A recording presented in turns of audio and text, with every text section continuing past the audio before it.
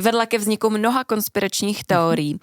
Samozřejmě utajení projektu během studené války spojené s jeho názvem podnítilo řadu spekulací o portálech, jak si zmínila, do jiných dimenzí. No a táto historka sa stala obľúbenou medzi konšpirátormi, samozrejme, ktorí tvrdili, že signál predstavoval tep samotného vesmíru. Ale ty prostě dáš název nějakého projektu Poltergeist a pak se divíš, že si lidi myslí, že děláš nějaký paranormální věci. No jasně, že jo, prostě. No jasně, že Proč to nemohli nazvat projekt Neutrino?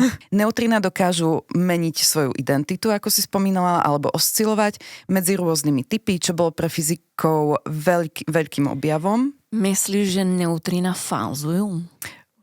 Fázujú. No a počas dlhodobého sledovania neutrín sa vedci zamerali na špecifický druh signálu, ktorý sa objavil s prekvapivou pravidelnosťou. Každopádně teďka všechno jídlo, který prostě dostanu v alobalu, tak okamžitě úplně to roztrám a zahodím.